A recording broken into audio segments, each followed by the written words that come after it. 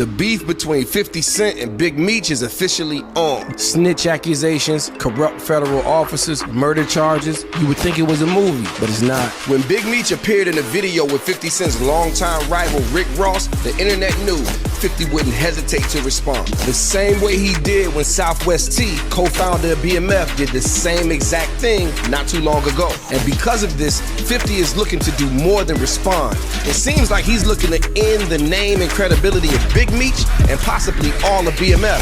50 Cent decided to respond with an Instagram post hinting at the idea of a documentary focusing on a woman named Tammy Cohen's. You may not know who Tammy Cohen's is, but she's definitely an important figure in all of this. She's CEO of BMF Entertainment, Big Meech's company. She had power of attorney for Big Meech when he was in jail, and she's one of the executive producers of the BMF series on Star. So here's where it gets crazy, because Tammy has been accused of working with Big Meech to set up other members of BMF to get his sentence reduced. So it seems to me that 50 Cent is setting up to do an expose documentary on how Big Meech set up other members of BMF to get out of jail early. But how is that possible? Because technically, Big Meech served his entire sentence. Well, let me explain. There's a man named Cuffy Gatlin. He's the former head of the St. Louis chapter of BMF and a crucial member of the team. He's currently serving a 27-year sentence for 2 murders and drug trafficking. He claims that Big Meech is the reason he's behind bars. Cuffy and Meech's relationship go back to the 90s. At one point, Cuffy paid $250,000 for rights to the BMF entertainment arm. That's movies, that's television, and all of that. That's when Cuffy and 50 Cent's relationship started. So the question is, where did everything go wrong? Well, Cuffy claims Meech introduced him to Tammy Cohen's, who eventually convinced him to buy 100 kilos of cocaine from a source that Meech recommended. Yeah, Meech was still moving coke while he was locked up.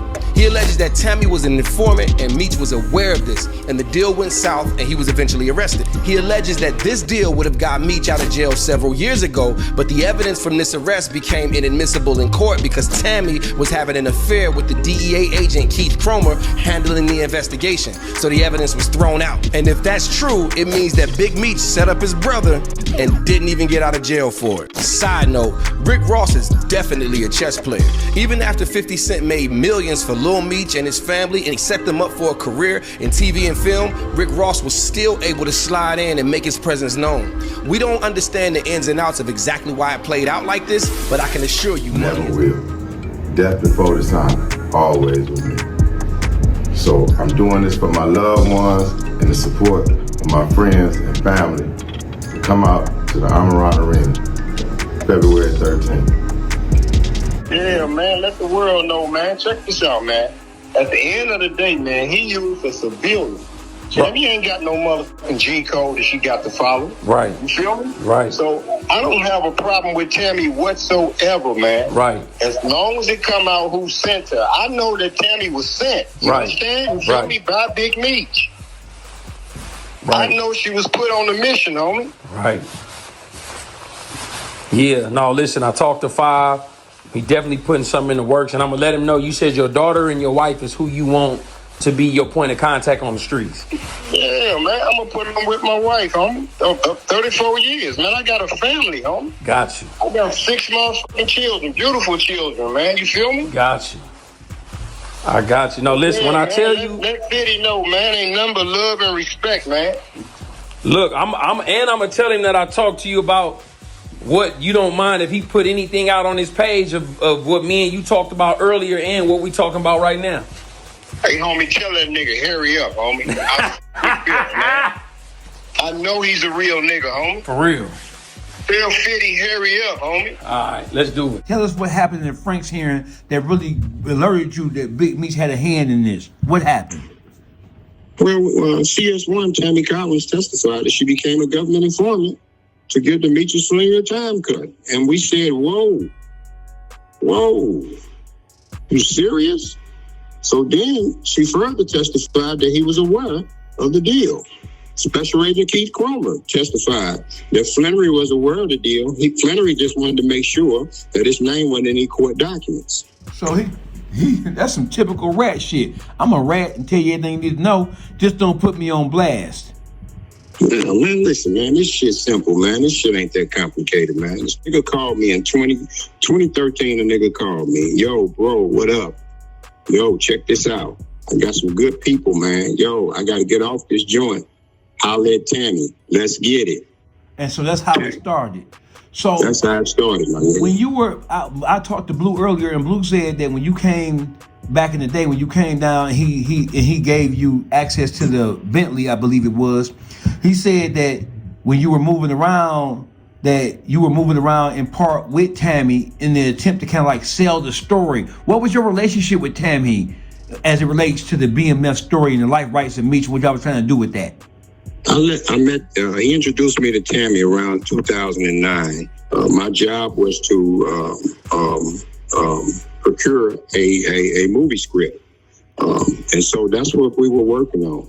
I told her that she needed to get his life rights and that I would get us a deal, which me and Louis Burrell did. Louis Burrell is an Oakland nigga who was MC Hammer's big brother. Got you. My nigga, we go way back. I fucked around with him on the music tip years and years ago. Good nigga, got Hollywood in a headlock. And so me and Tammy have been taking meetings in LA for years, starting back in 2009. So we had nothing to do with any drugs, anything. It was perfectly legal. As a matter of fact, all of it is documented in the case, in the paperwork. Got you. So let's get back to Blue in the blue Bentley coupe. Okay. So when I come to town, I run into the homie, Lil Blue. I grab the car, and so I'm moving around. But before that, the nigga Meech sent another Mexican at me that was a government informant, confidential source. I didn't know that the nigga was bad, but when I meet him, he rubbed me the wrong way. You feel me? Right. And so I bag up both of them. But come 2018, when we get the discovery, I find out that he was an agent, and that a confidential source had introduced us to. Who introduced me to him? Nothing other than Big Meech. Nothing came out of that because he rubbed me the wrong way. He got to talking about who caused this, man. Is it paid for? So it just rubbed me the wrong way. Right. I didn't think he was a police or anything. I didn't think he was a police, but he was just weird. You feel me? Right. Action weird. Fast forward to 2018. Got you. Fast forward to 2018. That's in the DEA 6 reports that a confidential source introduced me to that confidential source. Who was the confidential source? It can only be one person. The person who introduced you to him, and you know who introduced you to him. Yeah. So let me ask you a question, Cuffy. Why do you think they're having such a hard time grasping or understanding or accepting the fact that Big Meech didn't want to do that motherfucking 30 years? Listen, man, you have to understand this generation. You have to understand this generation. Most of these niggas, they got a mentality.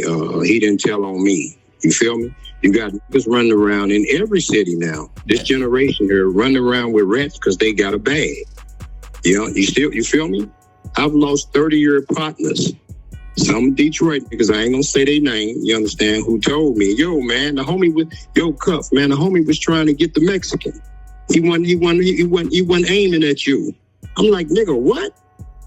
You telling me that the homie was trying to tell on the Mexican, and that's cool? So what do you want to say to the people who are still the staunchest defenders of Meech, even in the face of all... No, back up for a second, bro. Let me just clear my head for a second. Why do you think Big Meech has not raised his voice to speak up for himself and to clear his own name? Why do you think he using all these proxy niggas to come up and stand up and try to argue for him instead of standing up himself and answering this shit for himself? Hey, dog, check this out, homie. This shit is indefensible. You feel me?